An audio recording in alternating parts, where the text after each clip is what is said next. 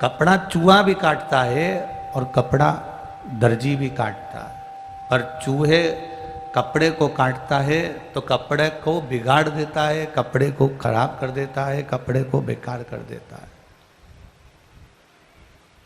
पर जब दर्जी कपड़े को काटता है तब उस कपड़े की ऐसी ऐसी डिजाइन बना देता है कि लोग उसको तन पर धारण कर कर अपने आप को गौरवान्वित महसूस करते हैं, अपने आप को अच्छा महसूस करते हैं, अपने आप को सुंदर महसूस करते हैं। काटा तो दोनों ने, चूहे ने भी कपड़ा काटा और दर्जी ने भी कपड़ा काटा, पर चूहे के काटने में वो सुख का अनुभव नहीं है, मिठास नहीं है बाबू। चूहे के काटने में वो आनंद का अनुभव नहीं है, पर दर्जी के काटने में एक आनंद का अनुभव है, दर्जी के काटने में एक सुख का अनुभव है। अब जिंदगी एक ही है, कपड़ा एक ही है, पर उसको जीने का तरीका अलग अलग है। उसी तरह कपड़ा एक ही है, पर उसको काटने का तरीका अलग अलग है। चूहा काटेगा कपड़े को बिगाड़ देगा और दर्जी काटेगा कपड़े को संवार देगा। शिव कथा कह रही है, एक जीने का तरीका तुम्हारे चौराहे पर, मोहल्ले में, गांव में, नगर में, क्षेत्र में, कहीं पर भी जाकर खड़े हो जाओगे, कोई भी ज्ञान दे देगा आपको, फ्री में मिल जाता है। एक रावण को ज्ञान देने वाले मिले थे और एक भगवान राम जी को ज्ञान देने वाले मिले थे। रावण ने भरी सभा में सबसे कह दिया था कि राम जी के साथ युद्ध होगा, तो जितने लोग साथ में मिले थे उन्होंने कह दिया आप घबराओ मती, हम जाकर पूरी राम जी की सेना बंदरों की है, सबको उठा उठा कर खा जाएंगे। और राम जी ने भी ज्ञान लिया था, तो राम जी ने पूछा कि रावण से युद्ध करने जा रहे हैं, ज्ञान दीजिए क्या करना चाहिए। तो जितने लोग आए थे उन्होंने एक बात कहा कि बहुत विद्वान है रावण, बहुत ज्ञानवान है रावण, एक किसी को भेज दो उसको समझाने के लिए, अगर वो समझ जाता है तो युद्ध नहीं करना पड़ेगा। आप अब देखो, रावण के पास जो समझाने वाले थे उन्होंने समझाया कि हम सारे बंदरों को उठा उठा कर खा जाएंगे, घबराने की बात नहीं है। और राम जी के पास जो समझाने वाले थे उन्होंने एक ही बात कही कि किसी एक को समझाने के लिए भेज दो, किसी को दूत बनाकर भेज दो, किसी को समझाने के लिए भेज दो। रावण अगर समझ जाएगा तो अपने को युद्ध लड़ने की जरूरत नहीं पड़ेगी, सीता जी अपने पास आ जाएंगी और अपन वापिस अयोध्या के लिए चले जाएंगे। समझाने वाला कैसा है, तुम्हें बताने वाला कैसा है, तुम्हें ज्ञान देने वाला कैसा है। तुम ब्यूटी पार्लर में कर बैठ जाओ और ब्यूटी पार्लर वाली कह दे तुम्हारी चुटैया को इधर से इधर कर लो या इधर से इधर कर लो। अब और दूसरी, तुम्हारे घर में तुम्हारी माँ जब अपनी बेटी की शादी जब माँ करती है ना, एक लड़की की शादी जब उसकी माँ करती है, तो जितना तो पार्लर वाली नहीं सजा पाती, उससे ज्यादा माँ अपनी बेटी का श्रृंगार कर देती है। वो माँ की करुणता है, वो माँ की वात्सल्यता है, वो माँ का प्रेम है। पार्लर से आने के बाद भी बेटी अपनी माँ के पास जाती है तो माँ पार्लर से आने के बाद भी बेटी को देख लेती है, तेरे में ये कमी है, और माँ तुरंत अपने गले का हार निकालकर बेटी को पहना देती है, अंदर से लाकर कोई सामान बेटी को लगा देती है, क्योंकि उसकी करुणता, उसका प्रेम, उसकी वात्सल्यता, उसका स्नेह जुड़ा हुआ है, उसका प्रेम जुड़ा हुआ है। ज्ञान देने वाले तो आपको जहां तहां सब जगह मिल जाएंगे। चौराहे पर खड़े होगे तो लोग ज्ञान देंगे, पान की दुकान पर खड़े होगे तो लोग ज्ञान देंगे, कपड़े की दुकान पर जाओगे तो लोग ज्ञान देंगे, जहां जाओगे वहां तुम्हें ज्ञान देने वाले मिल जाएंगे, मिलेंगे। पर रोड पर चलते चलते जो ज्ञान मिलता है वो एक ना एक दिन हमको डुबो देता है, और माता पिता, गुरु, घर के बड़े बुजुर्ग और कथा में बैठकर जो ज्ञान मिलता है वो हमारी जिंदगी को संवार देता है। ज्ञान में अंतर है, ज्ञान में अंतर है। रावण को जो ज्ञान मिला था वो सही नहीं मिल पाया, पर राम जी को जो ज्ञान मिला वो सही मिल पाया।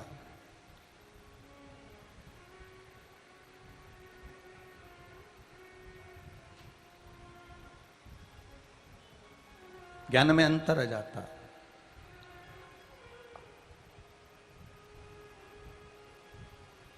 कितना सुंदर कहा, 1 घंटे की खुशी चाहते हो कितने घंटे की?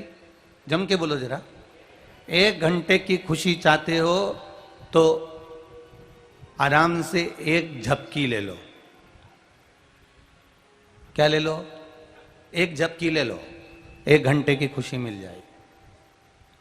1 दिन की खुशी चाहते हो तो अपने परिवार के साथ गाड़ी उठाओ और कहीं पिकनिक पर चले जाओ, कहीं गोट के लिए चले जाओ, कहीं घूमने चले जाओ। समझ लेना जरा अच्छे से। 1 घंटे की खुशी चाहते हो तो क्या करना पड़ेगा? एक झपकी ले लो। 1 दिन की खुशी चाहते हो तो क्या करना पड़ेगा? गाड़ी उठाओ और अपने मित्र दोस्त परिवार वालों के साथ पिकनिक मनाने कहीं घूमने चले जाओ। 1 महीने की खुशी चाहते हो तो शादी कर लो। कितने महीने की खुशी? जम के बोलो जरा। 1 महीने की खुशी चाहते हो तो शादी कर लो। 1 वर्ष की खुशी चाहते हो तो अंबानी जितना पैसा कमा के रख लो। और जिंदगी भर की खुशी चाहते हो तो जिस हालत में रह रहे हो उसी में खुश रहना सीख जाओ, जिंदगी की सारी खुशियां प्राप्त हो जाए।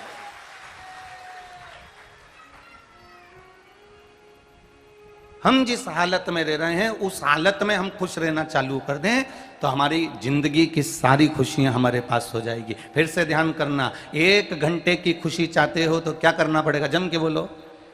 1 घंटे की झपकी ले लो। 1 दिन की खुशी चाहते हो तो क्या करना पड़ेगा? कहीं घूमने निकल जाओ। 1 महीने की खुशी चाहते हो, केवल महीने भर की खुशी चाहते हो तो आज ही कर लो। तुम तो अब भी कर लो, कोई मना नहीं। 1 महीने की खुशी चाहते हो तो शादी कर लो। 1 वर्ष की खुशी चाहते हो तो कहीं पैसे वाले को, बिरला को, कहीं अंबानी को, धनपति को देखो और उनके जैसा पैसा कमा लो तो 1 वर्ष की खुशी मिल जाएगी। पर जिंदगी भर की खुशी चाहते हो तो जैसे रह रहे हो, जिस हालात में रह रहे हो उस हालात में खुश रहना चालू कर दो। किसी को देख कर ना ईर्ष्या करना, ना नफरत करना, ना जलना, ना बहुत दौड़ने की आदत बनाना। अपन खुश हैं। जितनी फैक्ट्री चल रही है बहुत अच्छी चल रही है, जितना व्यापार चल रहा है बहुत अच्छा चल रहा है। दूसरे को देखकर व्यापार खोल भी लोगे, दूसरे को देखकर काम चालू भी कर दोगे। थोड़े दिन अच्छा चलेगा फिर खड्डे में चले जाएगा। जो अपना व्यापार है एक तो उसको छोड़ा और दूसरे व्यापार में चलने की आदत डाली। अब दूसरे में चलने की आदत डाली तो इस पे ध्यान नहीं दे पाए, इस पे ध्यान नहीं दिया तो मालूम पड़ा उस पे भी नहीं जा पाए, इस पे भी नहीं जा पाए और जो नौकर चौकर थे वो सारे के सारे निकल गए। इसलिए अपनी खुशी चाहते हो जिंदगी भर की तो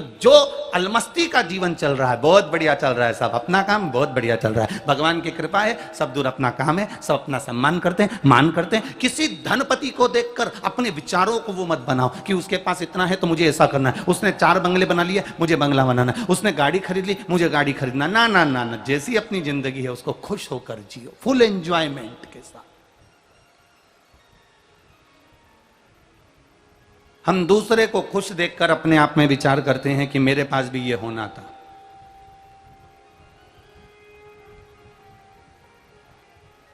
दोनों रोते हैं। गरीब भी रोता है कि भोजन कैसे प्राप्त होगा और अमीर भी रोता है कि भोजन कर लिया तो पचेगा कैसे। दोनों रो रहे हैं। गरीब भी रोता है कि भोजन कैसे प्राप्त होगा, खाऊंगा क्या, कैसे प्राप्त होगा, और अमीर भी रोता है कि भोजन अगर मैंने कर लिया, मान लो भोजन अगर मुझे प्राप्त हो भी गया तो मुझे इस भोजन को पचाना कैसे। हम अपनी जिंदगी को खुश होकर क्यों नहीं जी पाते? हम अपने जीवन को अच्छे से जी क्यों नहीं पा रहे? हम अपने जीवन को आनंद में क्यों नहीं जी पा रहे? हम अपने जीवन को खुश होकर क्यों नहीं जी पा रहे? भगवान विष्णु जी के पास में वैकुंठ था, भगवान ब्रह्मा जी के पास में ब्रह्मलोक था, भगवान इंद्र के पास में इंद्रलोक था। सब देवताओं के पास में सारे लोक विराजमान हैं। इंद्र जी के पास में इंद्रलोक है, भगवान विष्णु के पास में वैकुंठ लोक है, ब्रह्मा जी के पास में ब्रह्मलोक है। ब्रह्मलोक में बहुत सुख है, इंद्रलोक में बहुत सुख है, वैकुंठ लोक में बहुत सुख है। पार्वती जी ने महादेव जी से बार बार कहा लक्ष्मी जी के यहाँ सोने का नगर है, सोने का बैकुंठ है, सोने का महल है, सोने के पर्णकोटे हैं, सोने के द्वार हैं। ब्रह्मा जी के यहाँ पर अभी बहुत कुछ बना हुआ है, इंद्र के यहाँ पर राशि ठाठ बना हुआ है, गरुण जी के यहाँ, वरुण जी के यहाँ, कुबेर जी के यहाँ कितना सोना चांदी, कितना अंबारियां, कितना पीताम्बर, कितना अंबर, सब कुछ सुख है। पार्वती जी कहती हैं केवल एक 33 कोटि देवी देवता में केवल एक अपन अकेले हैं भोलेनाथ, जो शमशान में रहते हैं, कैलाश पर रहते हैं। ना तो अपने पास में फ्रिज है, ना अपने पास में कूलर है, ना अपने पास में वॉशिंग मशीन है, ना अपने पास में घर है, ना अपने पास में रसोई घर है, ना अपने पास में कोई स्थान ऐसा है कि जहां अपन सोना चांदी रख दो, कोई स्थान ही नहीं है। कैलाश और शमशान ये खुला मैदान है। आज तक तुमने कभी सुना कि शमशान में चोरी हो गई? अरे बोलो तो जम के, क्या चोर के ले जाएगा? कफन कि बांबू बांस कि मुर्दे की हड्डियां, क्या चोर कर ले जाएगा? कभी तुमने सुना कि कैलाश पर चोरी हो गई?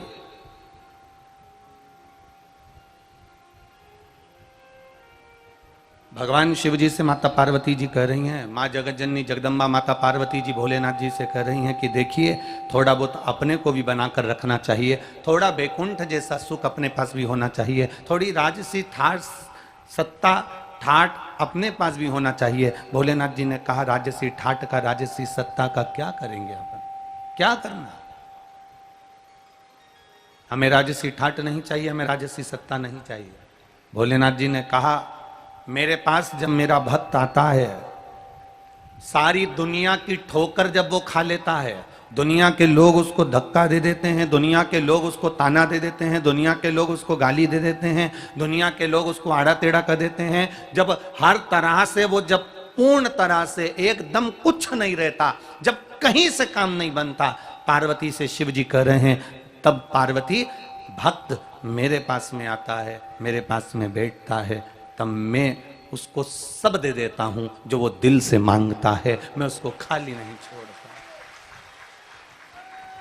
सब दे देता हूं, मैं उसको खाली नहीं छोड़ता। पार्वती सारा सुख, सारा वैभव, सारी सत्ता, सब कुछ मैं उसको प्रदान कर देता हूं, सब कुछ देता हूं।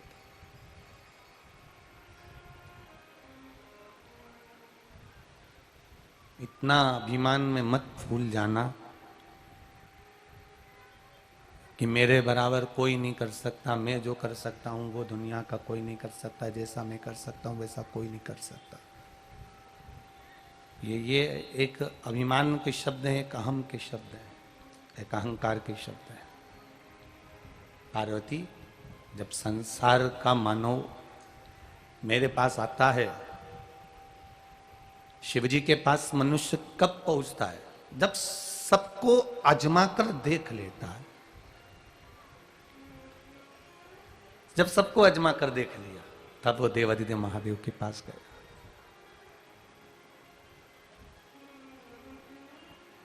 अरे देख लिया संसार हमने देख लिया, सब मतलब के यार हमने देख लिया, झूठा है संसार हमने देख लिया, झूठे नाते झूठे रिश्ते, झूठे नाते झूठे रिश्ते, झूठा है परिवार हमने देख लिया। अरे देख लिया संसार हमने देख लिया। सब जगह से जब धक्के पड़ जाएं, सब जगह से जब नकार दिया जाए, सब जगह से जब ठोकरें लगा दी जाए, सब जगह से जब बाहर फेंक दिया जाए, तब शिव की शरण में जाता है जी, तब शंकर भगवान की शरण में पहुंचता है जी। आखिरी में कभी कभी देखना, आपके आसपास के क्षेत्र में, आपके रिश्तेदारों में, आपके परिवार, कुटुंब, रिश्तों में, आसपास के क्षेत्र में कभी आप देखिएगा, कभी अंदाजा लगाइएगा, कभी स्मरण करिएगा, कभी आपकी बुद्धि चित्त में आए तो आपने देखा होगा, घर में, परिवार में, पड़ोसी के यहाँ, रिश्तेदारों के यहाँ कोई फंक्शन है, बहुत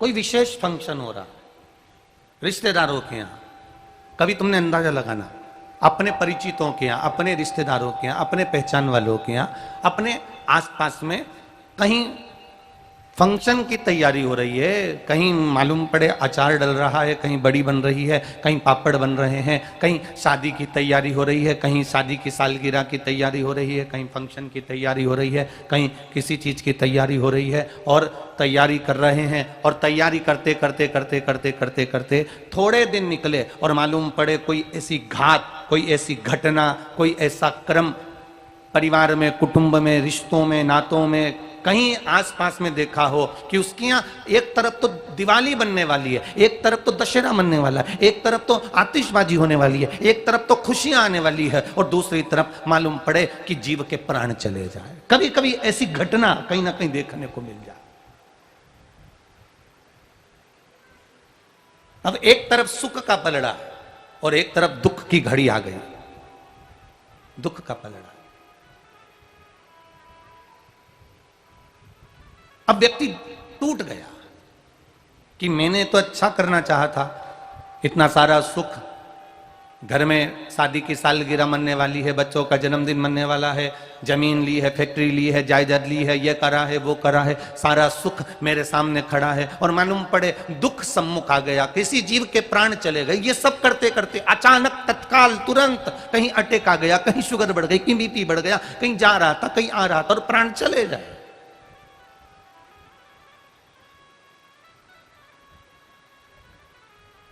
अब मन में दुख होता है कि वो जीव अच्छा था, चले गया। पर कोई पूछे,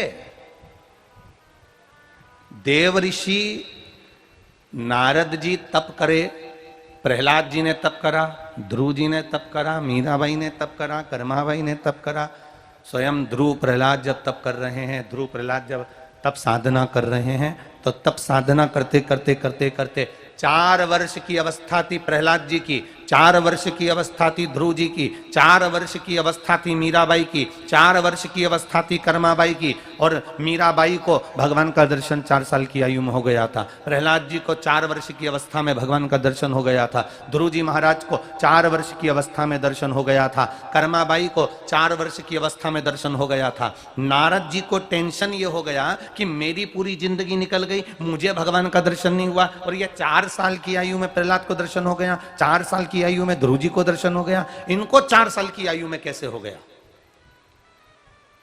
पत्नी को लगता है पति के प्राण इतनी जल्दी कैसे चले गए? अच्छे थे, सब काम अच्छा हो रहा था, हमारे यहाँ तो शादी की सालगिरह थी, जन्मदिन था, फैक्ट्री थी, दुकान थी, जमीन थी, जायदाद थी, एकदम कैसे चले गए? पति को लगता है पत्नी के प्राण एकदम कैसे चलेगा? उसका कारण शिव महापुराण बता रही है, उसका तत्व शिव महापुराण बता रही है कि प्रहलाद को 4 वर्ष की अवस्था में भगवान मिल गए, ध्रुव जी को 4 वर्ष की अवस्था में भगवान मिल गए, मीराबाई को 4 वर्ष की अवस्था में भगवान मिल गए, कर्माबाई को 4 वर्ष की अवस्था में भगवान मिल गए, और नारद जी तप करते करते ना जाने कितनी जिंदगी नारद जी ने निकाल दी, पर भगवान का दर्शन नहीं हुआ। तब नारद जी को चिढ़ चूठी, नारद जी को क्रोध आया, और नारद जी ने जाकर तब अपने गुरुओं से पूछा कि मैंने भजन करा, तप करा, और प्रहलाद ने तप करा, तुम 4 साल के बच्चे को दर्शन दे दिए और मुझे दर्शन देने क्यों नहीं आए? तब भगवान भी कह दिए, नारद ये 4 साल का प्रहलाद का तप नहीं था, प्रहलाद जिंदगी भर से जो भगवान का भजन करते आ रहा था, उसके भजन की उम्र अब पूरी हो गई थी, इसलिए उसको 4 वर्ष की आयु में दर्शन दे दिया। तेरे भजन की उम्र पूरी नहीं हुई, इसलिए तुझे आज तक दर्शन नहीं मिल पाया। जब मनुष्य की उम्र पूरी हो जाती है, तुम्हारे घर में क्या हो रहा है उससे मतलब नहीं होता, तुम्हारी गाड़ी कितनी है, बंगला कितना है, जमीन कितनी है, जायदाद कितनी है, सत्ता कितनी है, वैभव कितना है, उससे कोई मतलब नहीं होता। जब मनुष्य की उम्र पूरी हो जाती है तब उसको जाना पड़ता ही है, चाहे दुनिया का सारा ठाट, सारा वैभव, तुम्हारी शादी की सालगिरह, तुम्हारे बच्चों का जन्मदिन, चाहे तुम्हारी फैक्ट्री, चाहे तुम्हारी जमीन, चाहे तुम्हारी जायदाद का कोई भी फंक्शन हो रहा हो, उसको तब जाना है जब उसकी उम्र पूरी हो जाए। इसीलिए शिव महापुराण कहती है, सब मतलब के यार हमने देख लिया। अरे देख लिया संसार हमने देख लिया, झूठा है संसार हमने देख लिया, झूठे नाते झूठे रिश्ते, झूठे नाते झूठे रिश्ते, झूठा है परिवार हमने देख लिया, सब मतलब के यार हमने देख लिया। सारा संसार मतलब का है, सारा कुटुंब परिवार नाते रिश्ते ये सब मतलब के है। किसको अजमाओगे?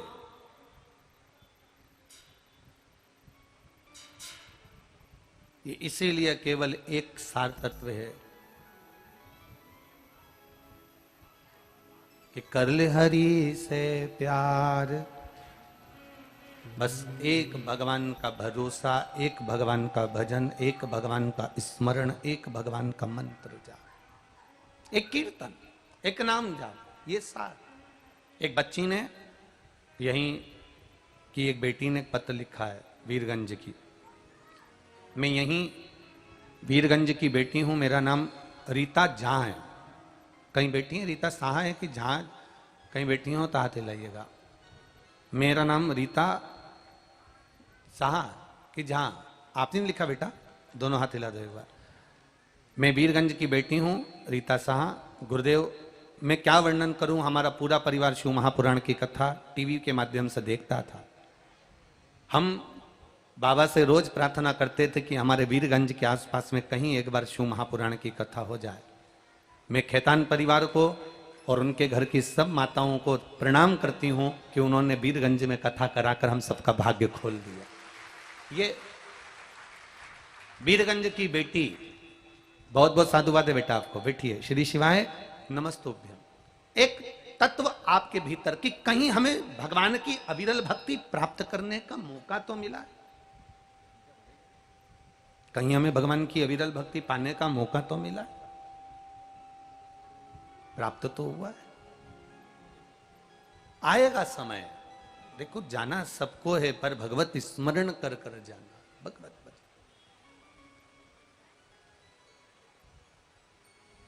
भगवत मंत्र जाप करते हुए, भगवत नाम जाप करते हुए, भगवत कीर्तन करते हुए, भगवान की अविरल भक्ति को धारण करते हुए, भगवान के एक अनुपम श्रृंगार का दर्शन करते हुए, भगवान के अनुपम मंत्र का स्मरण करते हुए चले जाओ। अपनी जिंदगी को संवारना। एक दिन की खुशी चाहते हो तो बोलो जम के जल्दी से, एक घंटे की जम के बोलो जरा, झपकी ले लो। एक दिन की खुशी चाहते हो तो गाड़ी लेकर परिवार को लेकर घूमने चले जाओ। एक महीने की खुशी चाहते हो तो जम के जरा शादी कर लो।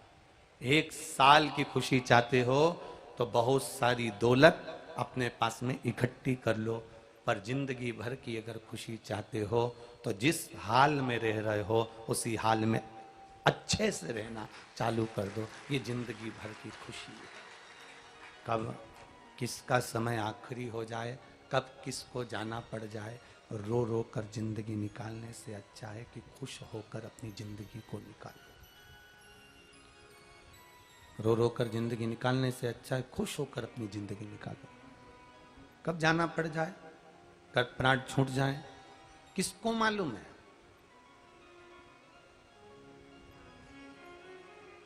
वो एक लाइन हमारे इधर भारत में फिल्म के एक लाइन है कि सारी की सारी तैयारी रह जाएगी।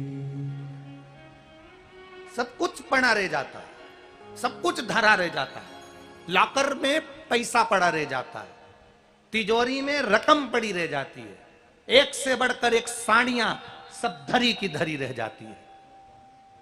फैक्ट्री, दुकान, मकान, गाड़ी, बंगला, सारा सुख पड़ा की पड़ा रह जाता है। जब अंतिम पल आता है, किसी को नहीं मालूम पड़ता, वो आएगा और व्यक्ति को जाना पड़ जाएगा।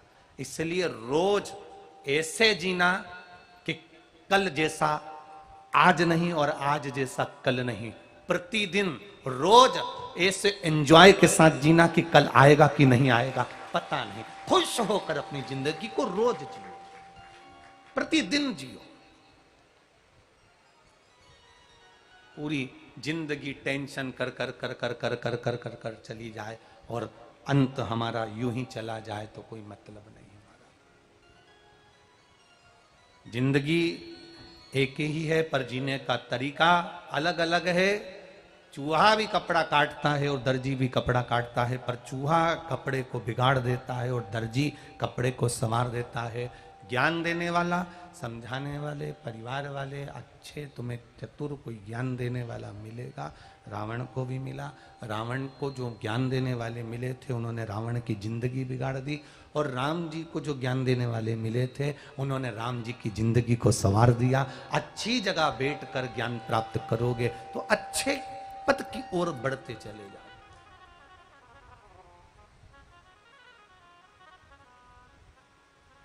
कुछ अच्छा प्राप्त करिए। माता सती,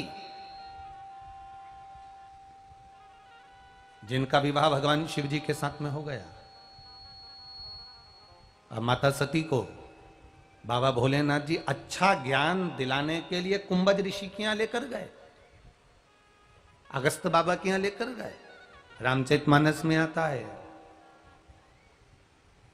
कि भगवान देवाधिदेव महादेव माता सती को कुंभज बाबा के यहां शिव महापुराण की कथा, श्रीमद् भागवत कथा, राम कथा, जो भी कथा हो, अगस्त ऋषि के यहां भगवान देवाधिदेव महादेव माता सती को लेकर जा रहे हैं कुछ अच्छा ज्ञान प्राप्त करने के लिए, कुछ अच्छा प्राप्त करने के लिए। और सुन लो नेपाल देशवासियों, और जितने लोग आस्था चैनल पर कथा सुन रहे हैं, जितने लोग फेसबुक यूट्यूब पर कथा सुन रहे हैं, जितने मोबाइल पर कथा सुन रहे हो, और जितने वीरगंज की इस पावन धरा पर कथा सुन रहे हो जो खेतान परिवार द्वारा चल रही है, ध्यान लगाकर सुनना।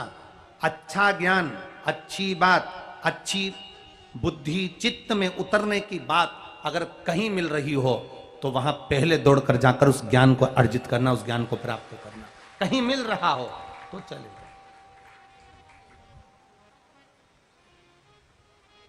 पर हमारी आदत बड़ी बुरी है, इन आंखों की भी आदत बड़ी बुरी है। कुछ अच्छा टंगा होता है ना तो मैं ये आंख कभी नहीं जाएगी, और जहां गंदा टंगा होगा ना मैं ये आंख तुरंत चली। ये आंखों की भी आदत देखा, ये मन की आदत भी बहुत बुरी है।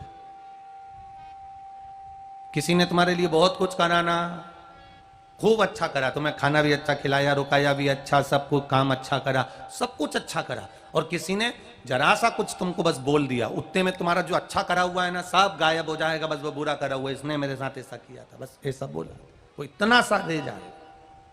ये मन की आदत भी बुरी है, ये चित्त की आदत भी बुरी है, ये वृत्ति की आदत भी बुरी है।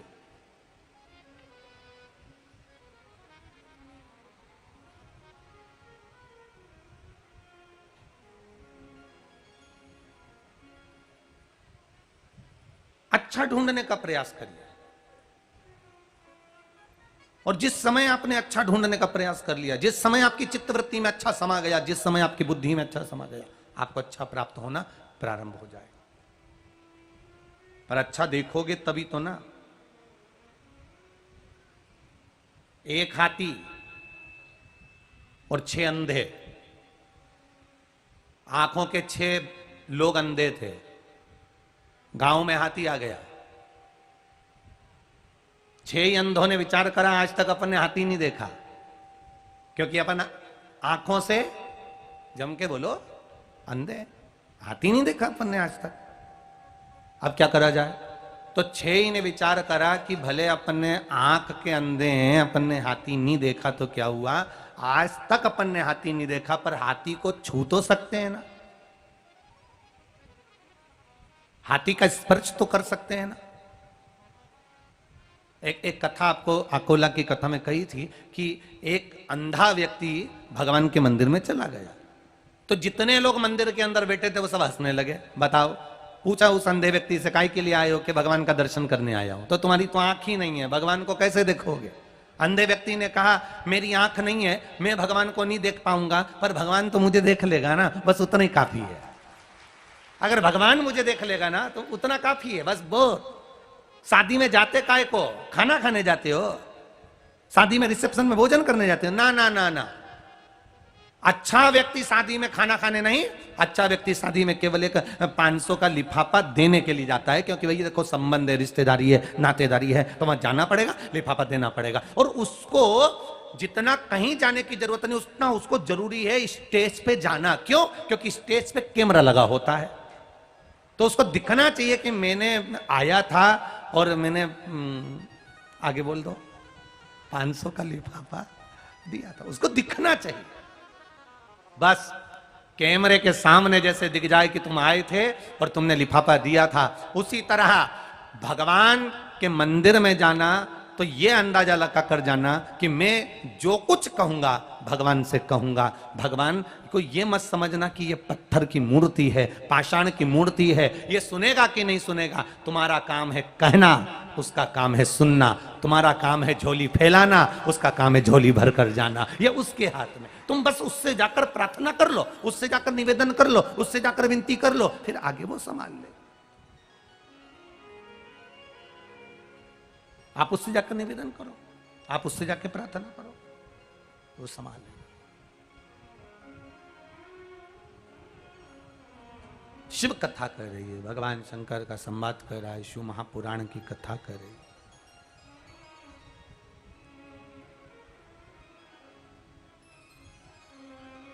शिव तत्व कह रहा है महाराज, भगवान शंकर का पावन चरित्र कह रहा है।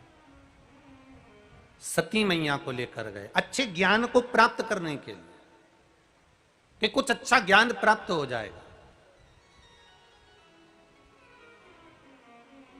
सती मैया बैठ गई कुंभज बाबा की यहां कथा सुनने के लिए। पहुंच गई, एकदम नई नवेली बहू आए, शादी के 15 दिन हुए, एकदम नई नवेली बहू। शादी के 1 महीना, 2 महीना, 4 महीना, 3 महीना हुआ, 6 महीना हुआ, 15 दिन हुए, 20 दिन हुए, और उस नई नवेली बहू को पति कहीं घुमाने नहीं ले जाए और शिव महापुराण में ले जाके बिठा दे, तो नई नवेली बहू को अच्छा लगेगा क्या?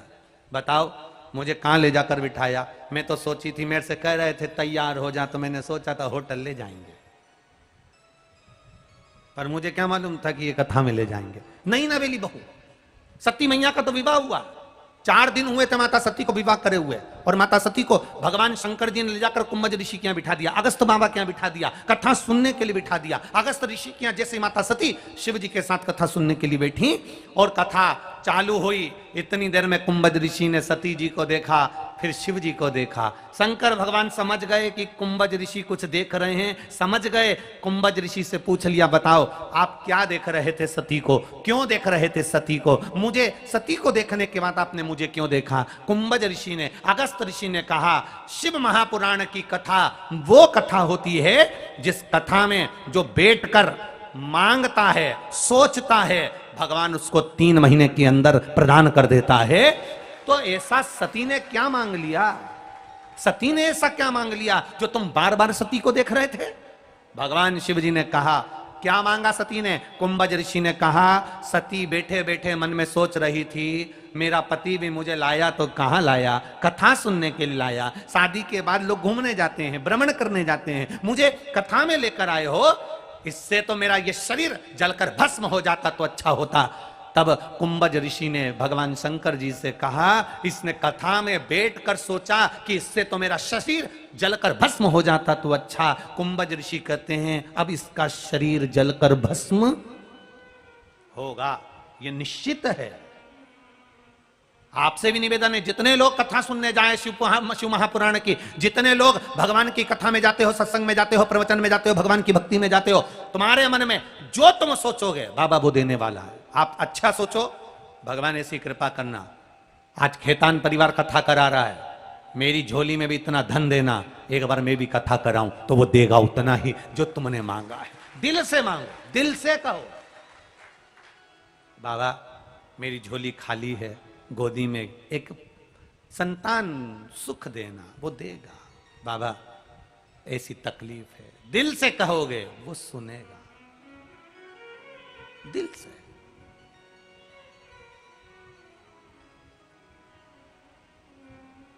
कई लोग कहते हैं क्या ये कथा में भगवान आते हैं? हम कहते हैं आने की बात करते हो, वो तो वहीं देते हैं। हेलीकॉप्टर का एच बना होता है तो हेलीकॉप्टर हेलीपैड पे उतर जाता है। जहां शिव महापुराण की कथा होती है, भोलेनाथ नंदी लेकर वहीं उतर जाते हैं। ये भी हेलीपैड से कम नहीं है भोलेनाथ जी का। ये शिव का हेलीपैड है, जहां मेरा शंभु, जहां मेरा त्रिकालदर्शी कैलाशी अविनाशी रुकता, मेरा भोलेनाथ।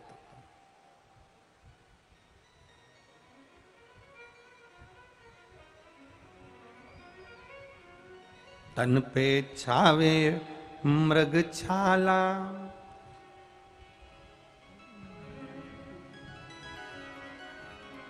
भोले भस्मी रमाने वाला।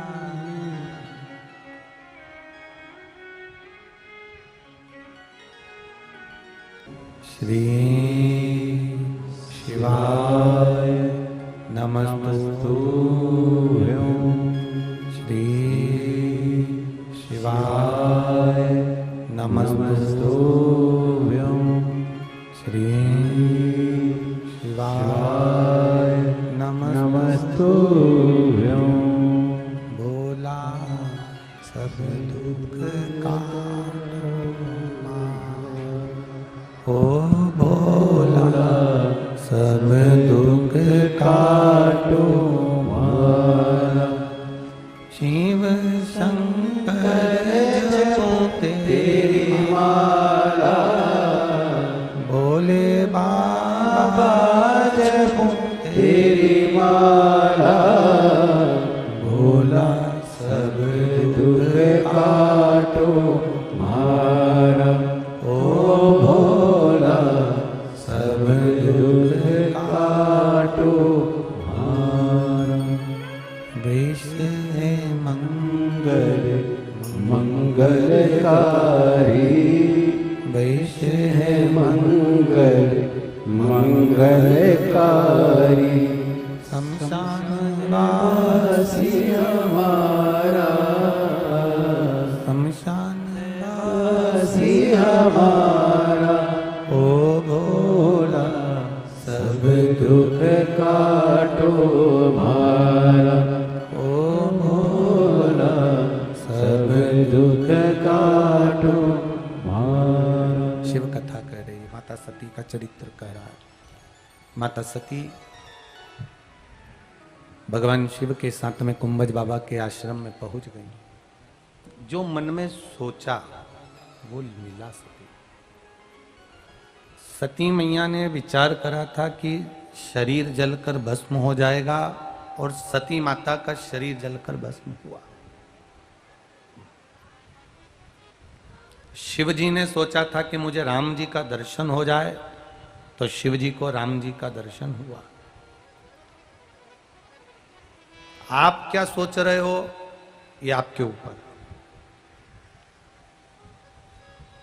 एक हाथी 6 अंधे, नेत्रों से दिखता नहीं है पर मन में लालसा है कि हाथी आज तक नहीं देखा, देख नहीं पाएंगे तो छू तो लेंगे।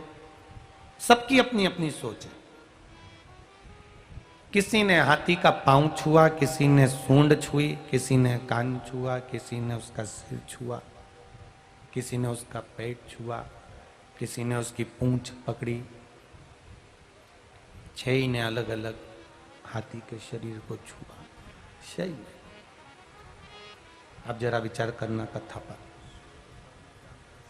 आंख के अंधे हैं, नेत्र नहीं है, छुआ, हाथी चले गया। 6 आंख से जो अंधे थे वो 6 एक जगह पर बैठे और उन्होंने विचार किया। एक बोला हाथी तो दीवाल जैसा है, जिसने पांव छुआ था उसको दीवाल लग रहा था। दूसरे ने पेट छुआ था तो वो बोला हाथी तो एक पाइप की जैसा है, बड़ा पाइप होता है ना उसके जैसा। तीसरा बोला जिसने पूंछ पकड़ी थी हाथी तो एक बड़ के पेड़ की जैसे जड़ होती है डाली वैसा। चौथा बोला जिसने हाथी के कान पकड़े थे हाथी तो पंखे जैसा है। पांचवा बोला जिसने हाथी के सूंड को हाथ लगाया था हाथी तो एक वृक्ष की जो डाली होती है ना उसके जैसा। छठा बोला जिसने हाथी का सिर छुआ था नहीं नहीं हाथी तो एक डब्बे जैसा है। 6 ही लड़ रहे हैं, 6 ही आपस में विवाद कर रहे हैं, 6 ही एक दूसरे को अपनी बात कह रहे हैं। वो के दीवाल थी, वही के पाइप का, कोई के जड़ थी, कोई के तना था, कोई के पंखा था, सब अपनी अपनी बात कह रहे हैं। तब एक कोई विद्वान ज्ञानवान वहां से निकल कर जा रहा था, 6 ही के बीच में वो बैठ गया और उसने समझाने का प्रयास करा कि तुम सब जो बोल रहे हो वो अपनी जगह पर है, पर हाथी ऐसा नहीं था, ना दीवाल थी, ना पंखा था, ना जड़ थी, ना पेड़ था। हाथी का स्वरूप काला था और वो पंखे जैसे उसके कान थे और दीवाल जैसे उसके पांव थे। तो 6 ही अंधे एक साथ बोले काला कलर कैसा होता है? 6 ही एक साथ। शिव महापुराण की कथा कहती है समझा उसको जो समझ जाए।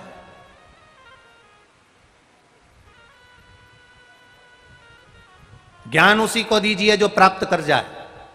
आपने समझाया और उसने नहीं समझ पाया, आपने कहा और वो नहीं समझ रहा। आपने कहा 1 लोटा जल सारी समस्या का हल, 1 लोटा जल देवादिदेव महादेव को चढ़ा, उसका जो फल मिलेगा वो प्राप्त होगा। एक पत्र में लिखा प्रतिभा सराफ रक्सोल बिहार से आई हैं, कहीं बैठी हो तो हाथ हिला सकती हैं। प्रतिभा सराफ रक्सोल बिहार की निवासी हूं, कहीं बैठी हो तो हाथ हिला सकती हैं। आप उधर हैं? हाँ ठीक है, हाथ हिला दीजिए। रक्सोल बिहार से हूं, मेरी शादी को 7 साल हो गए थे। टेस्ट बेबी भी करवाया पर संतान का सुख नहीं था, गर्भ नहीं ठहर रहा था, बहुत तकलीफ में जिंदगी निकल रही थी। दिल्ली तक हमारा इलाज चला पर संतान का सुख नहीं मिला गुरुजी। तब मेरे परिवार के मेरी माता जी ने कहा कि शिव महापुराण की कथा सुन। 1 लोटा जल शिव जी पर जल चढ़ा और 1 बेलपत्री चढ़ा, सफेद आंख की जड़ को कमर में बांध। लोगों के 20-20 साल में संतान हुई है तो तेरे तो 7 साल हैं, कोई बात नहीं होगी। जहां डॉक्टरों ने मना कर दिया था, टेस्ट बेबी भी फेल हो चुकी थी, बाबा की कृपा से आपने 2022 में सावन के महीने में जो शिवलिंग का अभिषेक ऑनलाइन करवाया था गुरुजी, हमने टीवी के सामने बैठकर शंकर जी का पार्थिव शिवलिंग बनाकर उसका पूजन किया और उसी के 3 दिन बाद मेरा गर्भ ठहर गया और बाबा की कृपा से आज मेरे गोद में मेरी संतान है। बच्चा लेकर आए हो? ले आओ, ले आओ, जल्दी आओ, यहीं बीच में सह जाओ, इधर बीच में सह जाओ।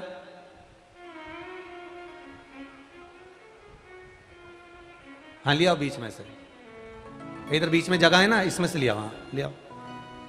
खाली न जाता कोई दर से तुम्हारे, आप भी गुनगुनाइए। खाली न जाता कोई दर से तुम्हारे, मैं भी खड़ी हूँ नंगे बाहे पसारे, मैं भी खड़ा हूँ नंगे बाहे पसारे।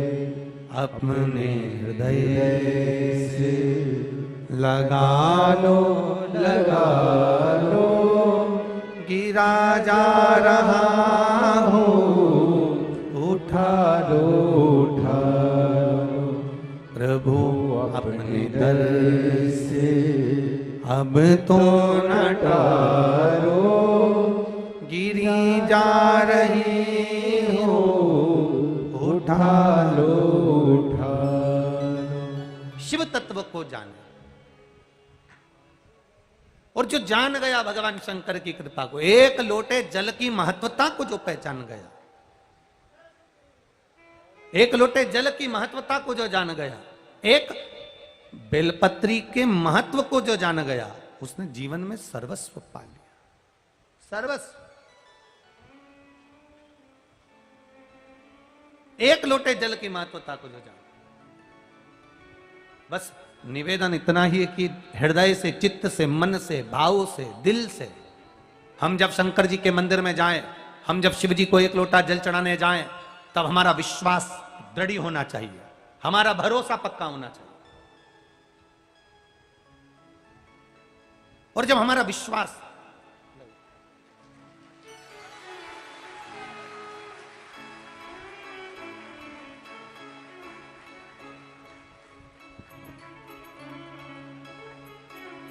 एक बार जोरदार ताली बजाएं।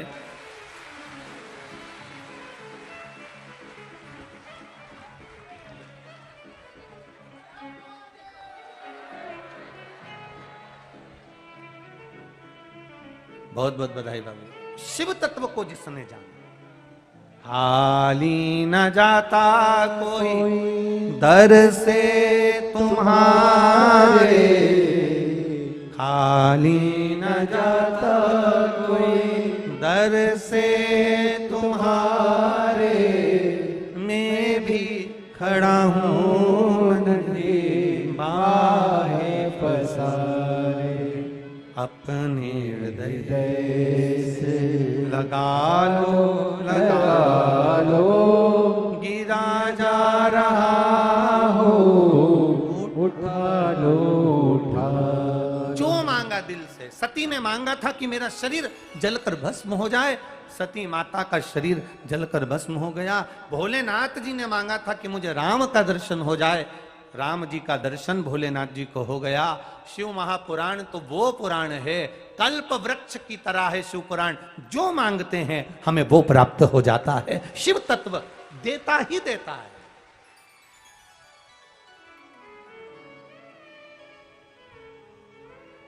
देता है शिव तत्व, शिव देता।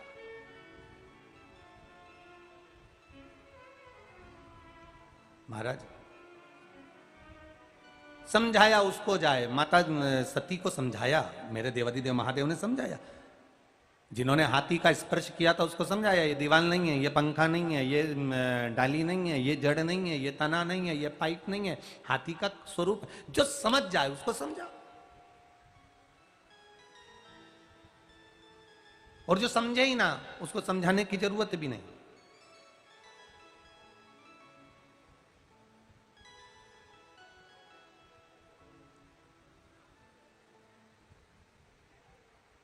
जो समझ जाए उसको समझा दो। और कितना कहीं ना कहीं शिव की प्राप्ति का केंद्र बिंदु है शिव पुराण। ये तो फिर कहूंगा, सुनील खेतान जी बहुत बहुत भाग्यशाली है आपका परिवार। फिर कहूंगा पूरा परिवार भाग्यशाली है जो शिव महापुराण की कथा आपको मिली, और इस नेपाल देश के मध्य प्रदेश के इस वीरगंज में इस कथा को आपने करवाकर जनमानस को श्रवण करवाया। कभी कभी भाग्य, जबलपुर में 1 जून से कथा थी, वो कथा परमिशन ना मिलने के कारणवश कैंसिल हो गई थी। 1 दिन भी पूरा नहीं हुआ और माइक से किसी ने सुन लिया कि वो 1 जून वाली कथा कैंसिल हो गई, तो तुरंत औरंगाबाद के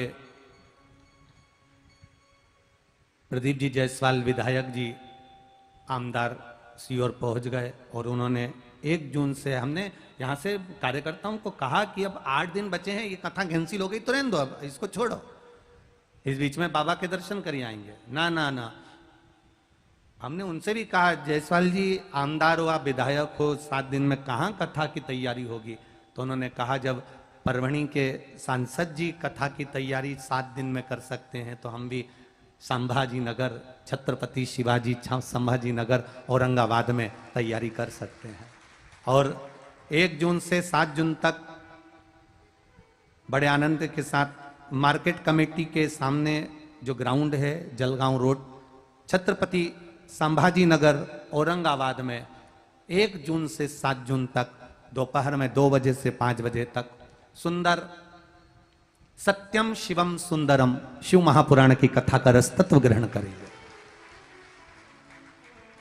सत्यम शिवम सुंदरम, इन 3 के महत्व को जो शंकर भगवान के त्रिपुंड पर है, शंकर भगवान के त्रिनेत्र पर है, शंकर भगवान की त्रिवेद पत्र पर है, शंकर भगवान के त्रिशूल पर है, वो सत्यम शिवम और सुंदरम के महत्व के साथ छत्रपति संभाजी नगर औरंगाबाद से 1 जून से 7 जून तक दोपहर में 2 बजे से 5 बजे कथा का रस तत्व ग्रहण करेंगे। कहीं किस्मत है, खेतान परिवार का साधु था, बहुत बहुत साधु था। एक बार जोरदार ताली बजाएं, बहुत बहुत साधुवाद है। एक किसी ने पत्र लिखा है, उसमें तो उन्होंने लिखा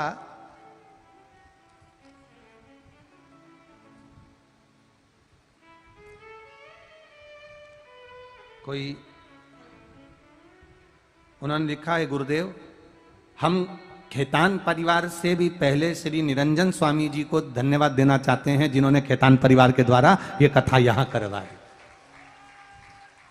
ये शिव तत्व। और एक ने जो पत्र लिखा है वो भी सुन लो जरा अच्छे से हो। तुम ये तुम्हारे नेपाल वाले चतुर बहुत हैं, एक बात तो है। मैं नीरज अग्रवाल, मुजफ्फरपुर बिहार भारत देश से आया हूं। आप ही हैं?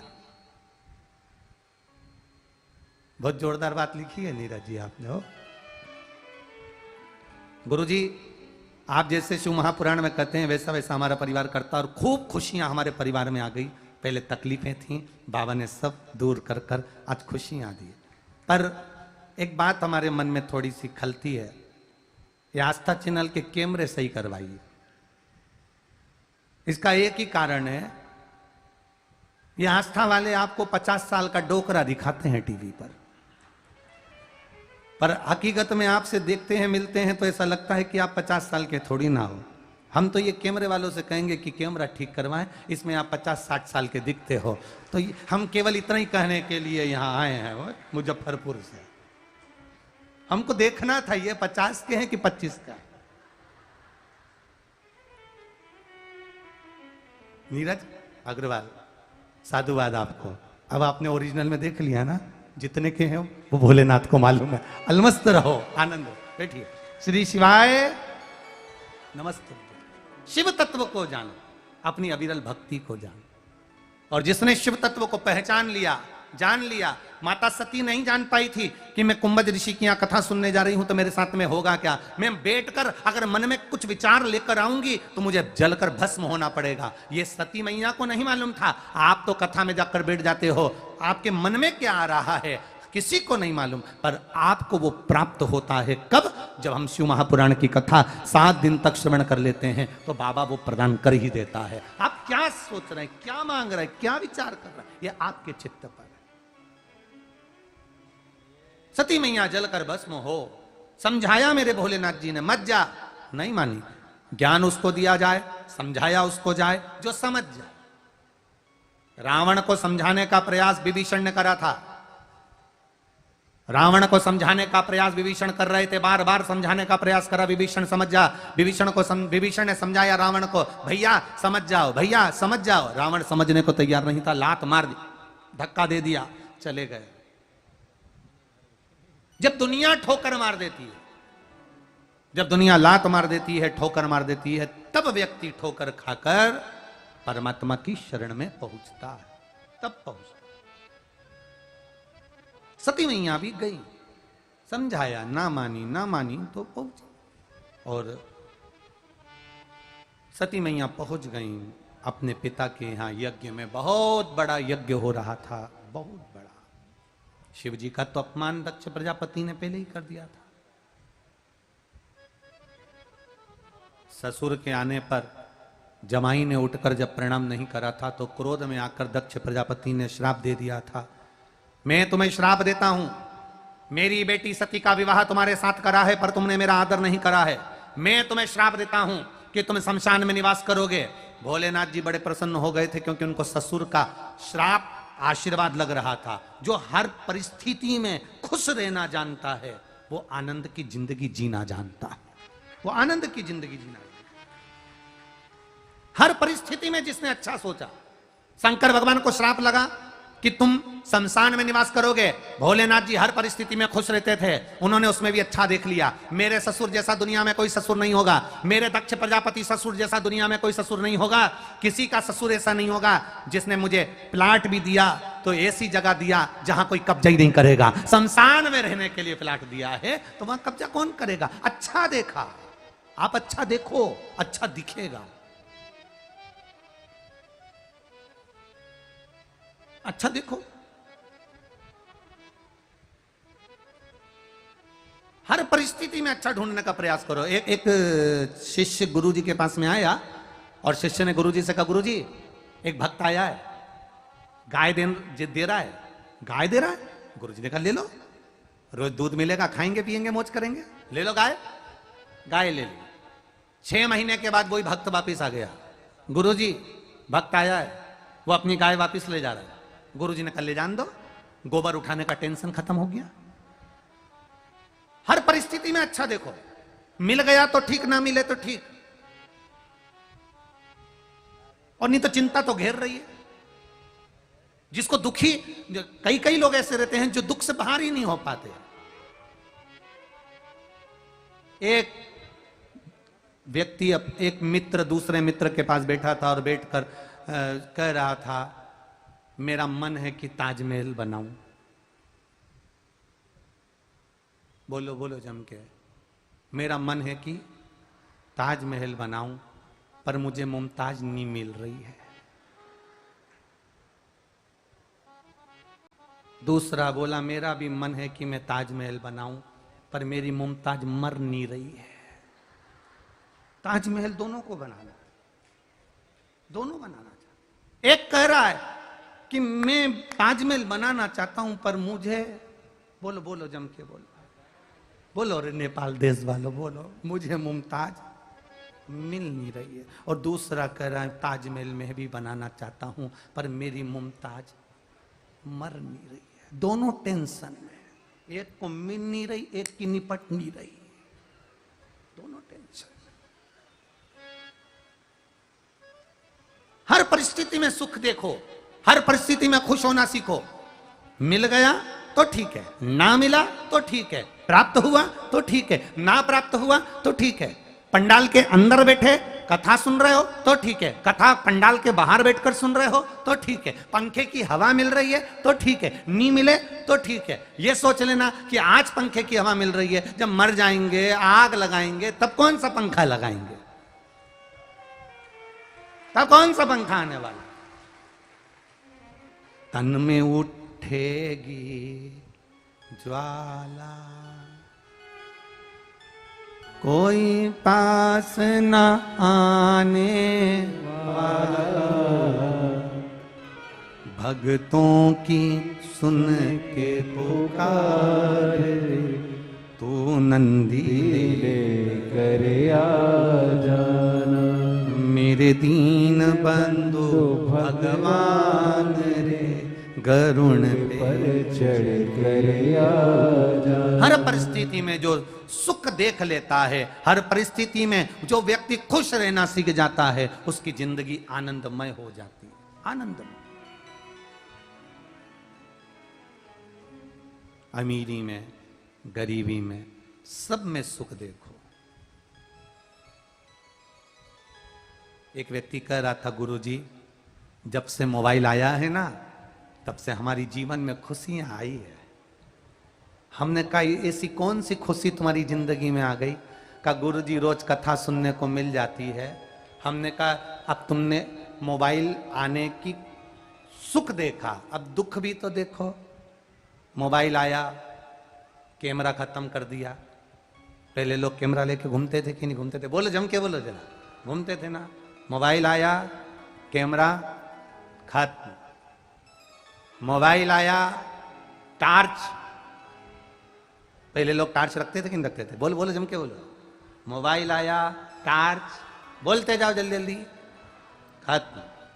मोबाइल आया, कैलेंडर, पहले लोग कैलेंडर देखते थे, पंचांग देखते थे। आज के जमाने में तुरंत तुमने पूछा ये तारीख को कौन सी तिथि है, उन्होंने मोबाइल खोला और बता दिया ये लो कैलेंडर। तुरंत मोबाइल आया, टार्च खत्म, मोबाइल आया, कैमरा खत्म, मोबाइल आया, कैलेंडर खत्म, मोबाइल आया, रेडियो, बोल दो जम के, खत्म। और मोबाइल आया और तुम्हारी पत्नी के हाथ में आया तो तुम्हारी जिंदगी भी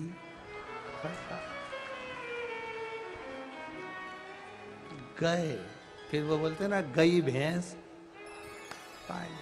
बस मोबाइल आया, कैमरा खत्म, मोबाइल आया, रेडियो खत्म, मोबाइल आया, टार्च खत्म, मोबाइल आया तो कैलेंडर खत्म। और वो ही मोबाइल तुम्हारी पत्नी के हाथ में आया तो फिर तुम खत्म। इसलिए सावधानी रखिए। अच्छा ही है, उसमें मना नहीं। माता सती को शिव जी समझा रहे हैं, सती समझ जा, सती ज्ञानवान है, समझ जा, सती मैं तुझे समझा रहा हूं, समझ जा, सती अपने पिता के घर में मत जा, सती अपने पिता के पास मत जा, सती मैं तुझे समझा रहा हूं, समझ जा। सती मानने को तैयार नहीं होती। जब एक पहलू से ना समझे तो फिर दूसरा पहलू होता है कि जो ललाट पर लिखा है वो होकर मानेगा, जो किस्मत में लिखा वो होकर मानेगा। जा सती। और सती चली गई यज्ञ के कुंड में। अपने पिता के यहाँ सबका आदर था, सबका सम्मान था, सबका सत्कार था, पिता के यहाँ सबका आदर हो रहा था, पर सती के पति का कोई आदर नहीं था। यज्ञ की अग्नि में सती मां कूद कर प्राणों को त्याग दी। शिव जी को मालूम पड़ा, उन्होंने वीरभद्र को उत्पन्न किया, पूरी यज्ञशाला विध्वंस करवा, पूरी यज्ञशाला।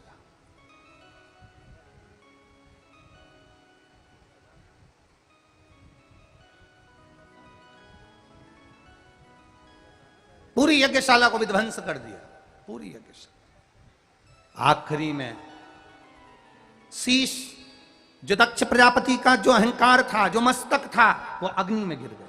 अहम अग्नि में गया। एक उंगली हम किसी पर उठाते हैं तो ये 3 उंगलियां हमारी ओर जाती हैं। तुम अपने अंदर झांक कर देखो तुम कैसे हो। किसी को अपशब्द कहने से पहले विचार करिएगा कि आप कैसे हैं।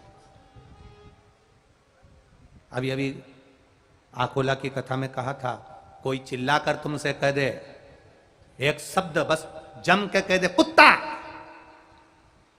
और जैसे ही उसने शब्द कहा और तुम्हें गुस्सा आया और तुमने चिल्लाना चालू कर दिया, तो उसने गलत क्या किया?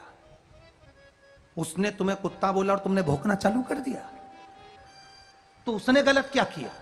जब तुम्हें कोई गाली दे रहा है, जब तुम्हें कोई अपशब्द कह रहा है, जब तुम्हें कोई आड़ा टेढ़ा कर रहा है, उस जगह पर तुम्हें चुप रहना चाहिए। अगर तुम चुप रहोगे तो उसने जो कहा है वो संबोधन उसके लिए कहा है, आपके लिए नहीं कहा गया।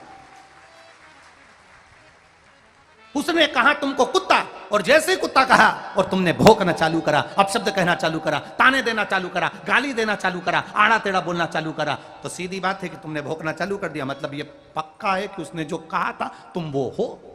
और अगर उसने कहा और तुम्हारे मुंह से एक शब्द नहीं निकला, तुम्हारे मुख से गाली नहीं निकली, तुम्हारे मुख से एक शब्द नहीं निकला, तुम्हारे मुख से आड़ा टेढ़ा नहीं निकला, तुम्हारे मुख से एक संबोधन नहीं निकला, कोई गुस्सा नहीं आया, समझ लेना उसने जो कहा था वो खुद के लिए कहा था, तुम्हारे लिए नहीं कहा। इसलिए तुम्हें क्रोध नहीं आया, तुम्हें अपशब्द नहीं निकला, तुम्हारे ताने नहीं निकले, तुम्हारी गाली नहीं निकली। सास तुम्हें आड़ा टेढ़ा बोले, तुम्हारे मुख से एक शब्द नहीं निकलना चाहिए। बहू तुम्हें अपशब्द बोले, सास के मुंह से एक शब्द नहीं निकलना चाहिए। पिता कोई शब्द बोले, बेटे के मुख से शब्द नहीं निकलना चाहिए। बेटा बोले, पिता के मुख से शब्द नहीं निकलना चाहिए।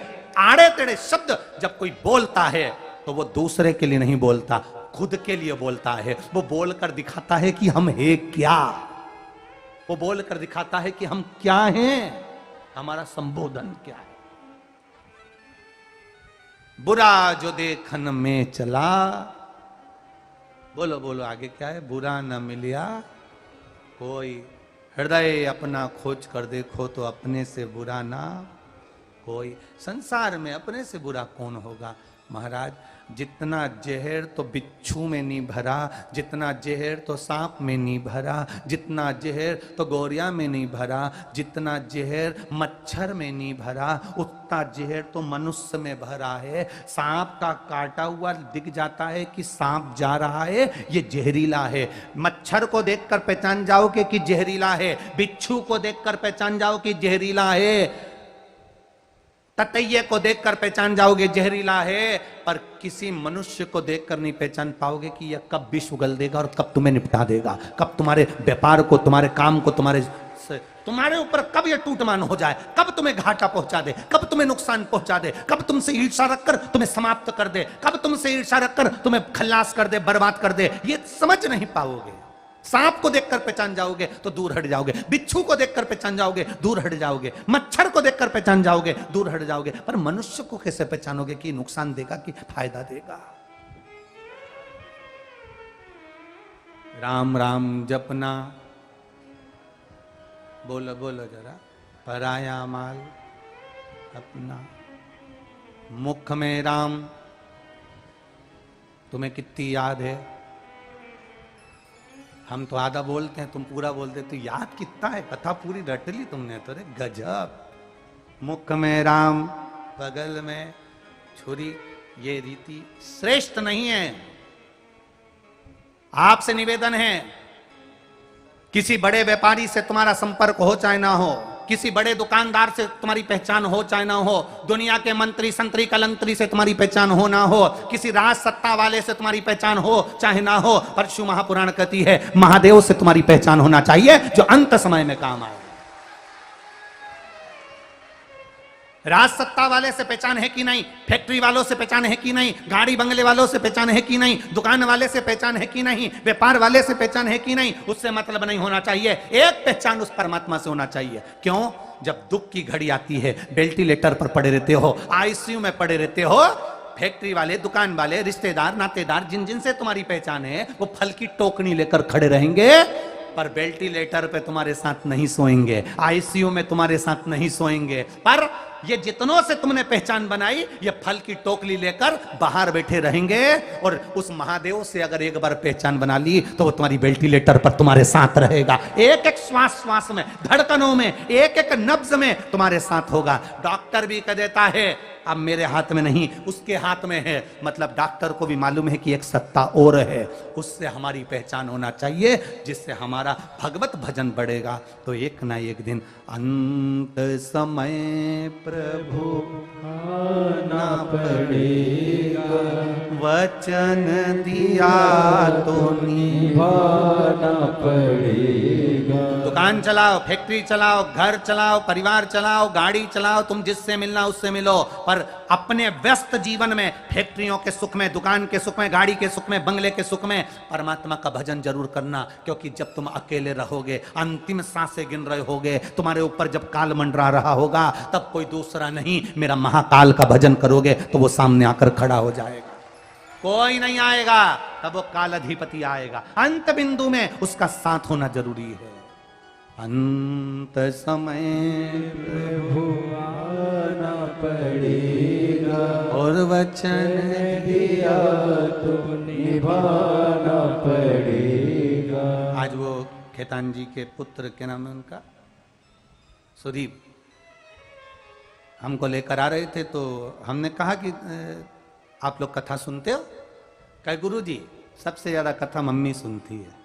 हमारी माँ सुबेरे से मोबाइल चालू करती है और यूट्यूब पर आपकी कथा लगा कर रख देती है, सब घर के लोगों के कानों में कथा जाती रहती है। हम भी हमारी माँ को कभी मना नहीं करते कि तुम बंद करो, कथा कानों में धीरे धीरे जाती रहती है। उस कथा का प्रभाव ये रहा कि आज हमारे खेतान परिवार में ये कथा हो गई, ये कथा का रस तक। आप अपने पति से हमेशा कहती हो दूध की थैली ले आओ, अपने पति से कहती हो बाजार से सब्जी ले आओ, अपने पति से कहती हो किराना ले आओ, अपने पति से कहती हो बच्चों के कपड़े ले आओ, अपने पति से कहती हो बच्चों की कॉपी किताब ले आओ। तो एक काम जरूर करना, अपने पति से इतना जरूर करना कि एक लोटा जल महादेव को चढ़ाया हो, क्योंकि वो तुम्हारे काम आएगा। ये दूध की थैली हमारे काम आएगी, कपड़े हमारे काम आएंगे, किराना हमारे काम आएगा, सामान हमारे काम आएगा, पर एक लोटा जल अगर तुमने महादेव को चढ़ाया है, जब तुम्हारी दुख की घड़ी होगी, कहीं जा रहे होगे, आ रहे होगे, अंतिम सांस तुम्हारी चल रही होगी, तो तुमने जो पुण्य करा होगा वो तुम्हारे सामने खड़ा होगा, वो तुम्हें साधेगा। आज अगर खेतान परिवार इतने लोगों को पानी पिला रहा, भोजन करा रहा, आगे आगे बढ़कर सेवा कर रहा है, इसका पुण्य इनके खाते में संजोया हुआ है, सामने आएगा।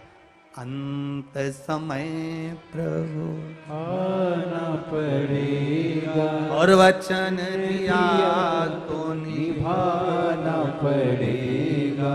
आए ना आए प्रभु कुटुंब कबीला अंत समय प्रभु आना पड़ेगा। कोई नहीं आएगा। अंत समय में परमात्मा को पुकारना। पूरा इतना बड़ा परिवार, इतने बड़े रिश्तेदार, इतने बड़े नातेदार, इतने बड़े कुटुंब वाले, मेरा ये सब दूर पहचान है, पर जब प्राण छूट रहे होंगे, अकेले पड़े होंगे, कहीं दर्द हो रहा होगा, छाती में श्वास से आखिरी चल रही होगी, आंखें बड़ी हो रही होगी, मुख से राल टपक रही होगी, अंतिम श्वास से चल रही होगी, अगर कभी जिंदगी में शिव महापुराण सुनी होगी और उसका मंत्र श्री शिवाय नमस्तुभ्यम भूल से भी याद आ गया होगा, तो मेरा काल अधिपति कुबेर भंडारी पशुपतिनाथ डोलेश्वर महादेव वहां खड़ा हो, वहां खड़ा।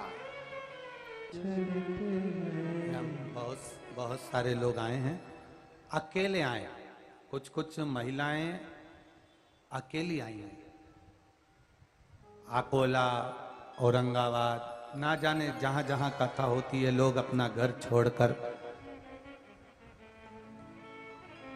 कल्पवास करने के लिए 7 दिन, केतान जी, कई लोगों की आदत रहती है 7 दिन अपना गांव, अपना नगर, अपना शहर छोड़कर, ये तो दूसरा देश है, नेपाल देश है, इसलिए भारत से आने वाले या दूसरी जगह से आने वालों की संख्या थोड़ी कम रहे, पर देश के लोग आते हैं, अपना आसन बिछाते हैं, सोते हैं, खाते हैं, पीते हैं, चले जाते हैं, कथा सत्संग कर कल्पवास करने आते हैं। 7 दिन रहेंगे, सुनेंगे, भजन करेंगे, चले जाते।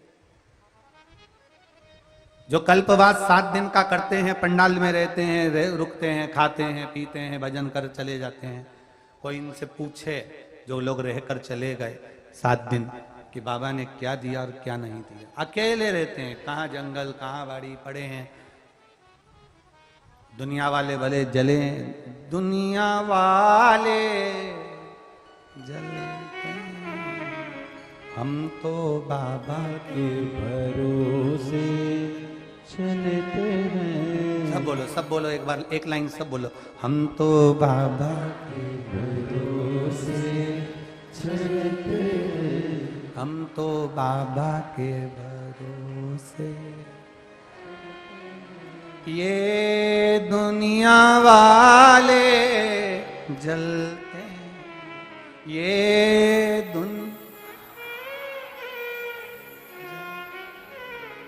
में बाबा के भरोसे, सीहोर वाले के भरोसे चलते हैं, काशी वाले के भरोसे चलते हैं, पशुपतिनाथ के भरोसे चलते हैं, डोलेश्वर महादेव के भरोसे चलते हैं। हम तो उसके भरोसे रहे, चले घर से आ गए, कोई रूम है ना, कहां सो रहे, पंडाल, खाना कौन देगा, जिसके भरोसे, पानी कौन पिलाएगा, जिसके भरोसे, कौन रोकेगा, जो कथा करवा रहा है, जो कथा सुनवा रहा है, यजमान भी तो शिव का ही स्वरूप माना गया है, शंकर ही करेगा। शिव तत्व को जो जानता, शिव महापुराण का यजमान शंकर का स्वरूप होता है, शिव का, क्योंकि ईश्वर जी गोरा जी दोनों कथा सुनने के लिए आए, ईश्वर जी गोरा जी दोनों, शिव पार्वती दोनों कथा सुन, तुम रुका जी कथा कर रहे हैं, चंचुला देवी सुन रही है, और देवाधिदेव महादेव जजमान बनकर बैठे।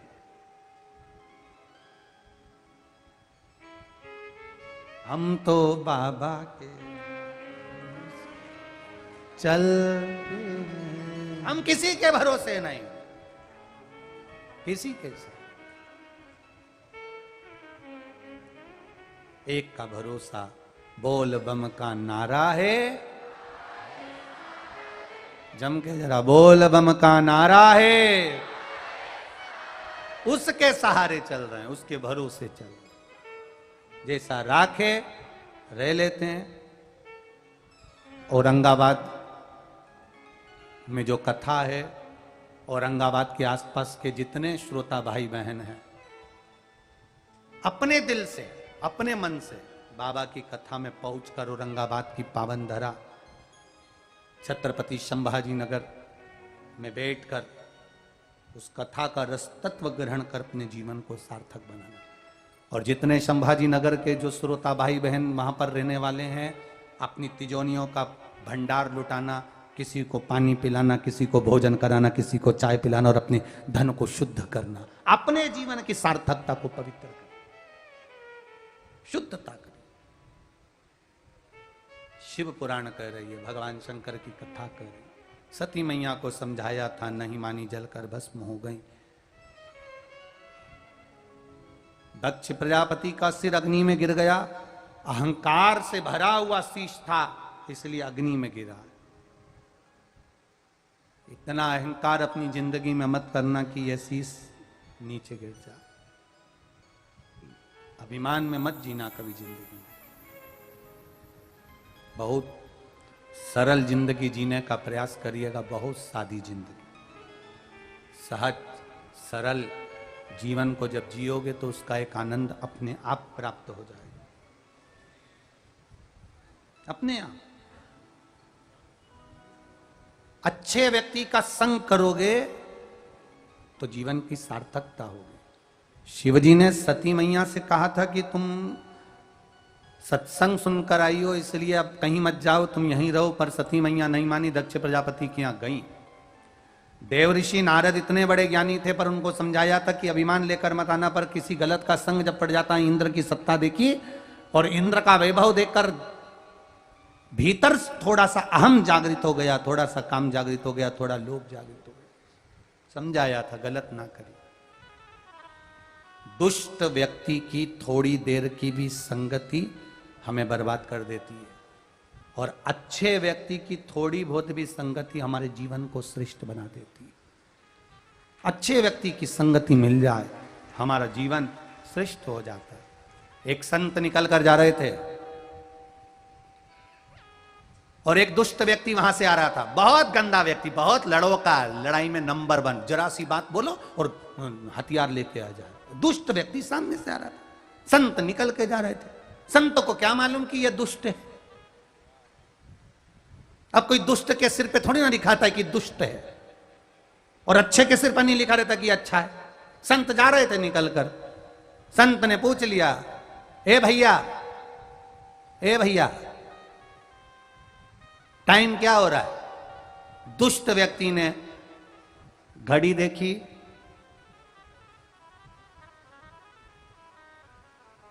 डंडा उठाया, संत के सिर पे एक डंडा मारा और कहा 1 बज रहा है।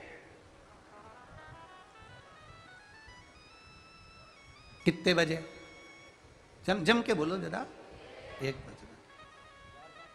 अब संत को नहीं मानता कि ये दुष्ट है। संत ने तो बेचारे से पूछ लिया, भैया, ओ भैया, कितना बज रहा है? दुष्ट व्यक्ति ने घड़ी देखी, डंडा उठाया, संत के सिर पे जम के बोलो 1 डंडा मारा और क्या कहा?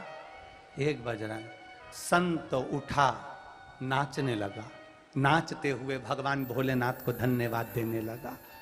बड़ी कृपा करी प्रभु, बड़ी कृपा करी। 2-4 लोग वहां खड़े थे, उन्होंने पूछा, इसने तुम्हें डंडा मारा और तुम भोलेनाथ जी से कह रहे हो बड़ी कृपा करी? क्यों कह रहे हो? भगवान को धन्यवाद क्यों दे रहे हो? संत कह रहा है कि अच्छा हुआ मैंने 1 घंटे पहले नहीं पूछा कि कितना बज रहा है। भगवान ने बड़ी कृपा 1 घंटे पहले पूछ लेता तो बोलो बोलो चमके 12 डंडे पड़ जाते। बड़ी कृपा करी तूने, बड़ी कृपा करी, दयालु तेरे बराबर कोई कृपा नहीं कर सकता, कोई करुणा नहीं कर सकता। दुष्ट की संगति बुरी। अगर किसी दुष्ट व्यक्ति से पीछा छूटे तो भगवान को धन्यवाद देना, बड़ी कृपा करी।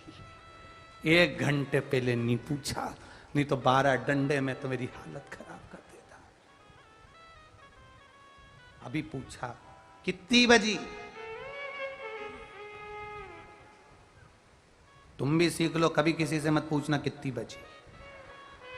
आपने को पूछा नहीं, पहले अपने पास घड़ी नहीं हो, मोबाइल नहीं हो, टाइम नहीं मालूम, मत पूछो। कहीं का दुष्ट मिल गया और वो ये बताए 12, 11, 10, 9, 5, 7, 6 में भी हालत खराब कर दे, वो क्या मतलब का पूछो।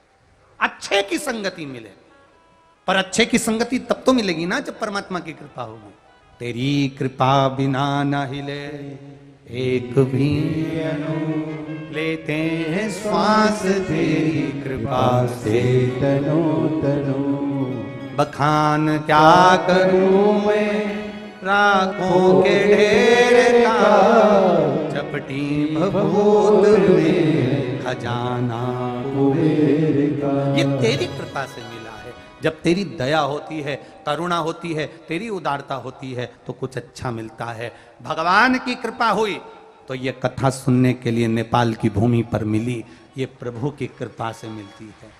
अच्छे की संगति मिले तो परमात्मा की कृपा है, और बेकार भी मिल रहा है तो उससे दूरी बनाने का प्रयास करना, भगवान कृपा जरूर करे। मिले संगत